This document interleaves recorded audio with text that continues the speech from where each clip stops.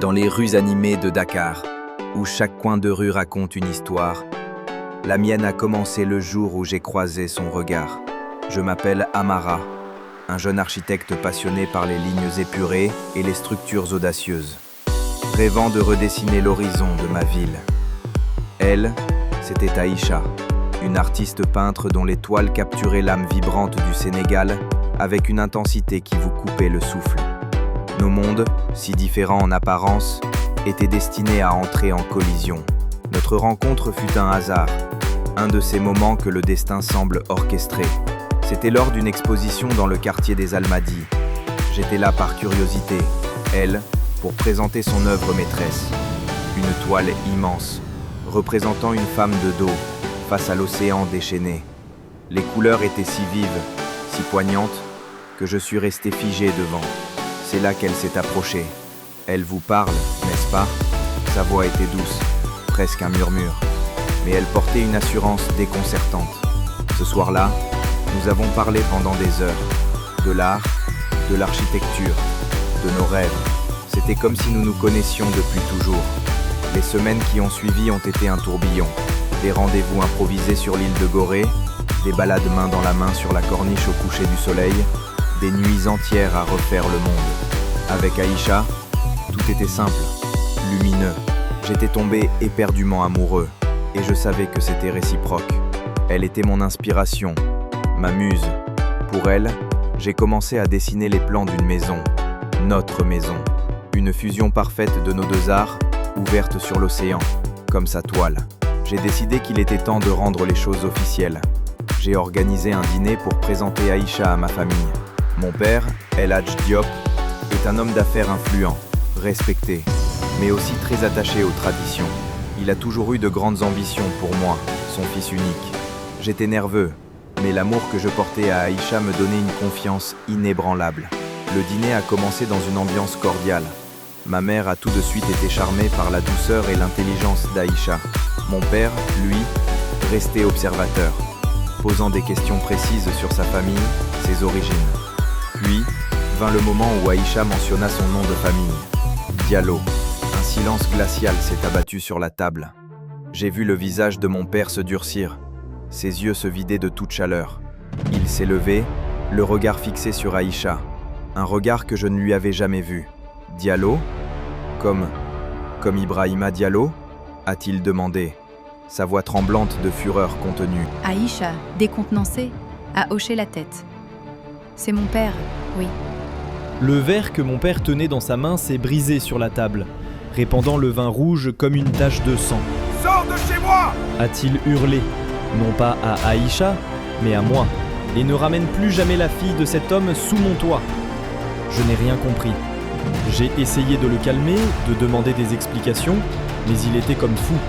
Il a attrapé mon bras avec une force que je ne lui connaissais pas. « Tu ne sais rien, Amara, rien du tout. Cette famille, ils sont notre poison !» Aïcha était en larmes, ma mère essayait de s'interposer. La soirée de rêve s'était transformée en un cauchemar absolu. J'ai dû partir avec Aïcha, laissant derrière moi un chaos total et un père métamorphosé par une haine que je ne pouvais expliquer. Dans la voiture, Aïcha tremblait. Elle ne comprenait pas plus que moi. Son père, Ibrahima Diallo, était un entrepreneur respecté lui aussi, bien que plus discret que le mien. Nous n'avions jamais entendu parler d'une quelconque animosité entre nos deux familles. C'était insensé. Qu'est-ce qui avait pu se passer pour provoquer une réaction aussi violente ? Quel sombre secret liait nos pères ? J'ai juré à Aïcha que je découvrirais la vérité et que rien ni personne ne nous séparerait. Mais au fond de moi, une peur glaciale commençait à s'installer. Les jours suivants ont été un enfer. Mon père refusait de me parler. Il m'a coupé les vivres, menaçant de me déshériter si je continuais à voir Aïcha. Ma mère, prise entre deux feux, m'appelait en cachette, en pleurs, me suppliant de faire attention. Ton père n'est plus le même, Amara. Cette histoire est plus profonde et plus dangereuse que tu ne l'imagines. Du côté d'Aïcha, la situation n'était pas meilleure. Son père, en apprenant ce qui s'était passé, lui a formellement interdit de me revoir, parlant de mon père comme d'un démon qui avait détruit sa vie. Nous étions devenus Roméo et Juliette, version dakaroise.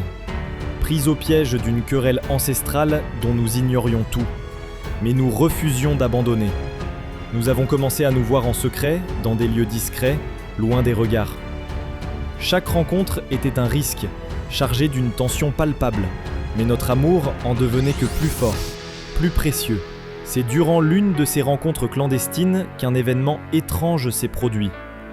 Alors que nous étions dans un café isolé, j'ai remarqué une voiture noire, garée de l'autre côté de la rue.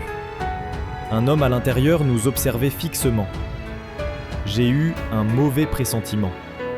J'ai dit à Aïcha que nous devions partir. En sortant, la voiture a démarré lentement, nous suivant à distance. Mon cœur battait à tout rompre. J'ai accéléré le pas, tenant fermement la main d'Aïcha. Était-ce un homme de mon père ? Ou pire encore, j'ai tenté de les semer dans les ruelles du marché Sandaga, mais ils étaient toujours là, comme une ombre menaçante. La peur se lisait sur le visage d'Aïcha. Ce n'était plus seulement une affaire de drame familial. Notre sécurité était maintenant en jeu.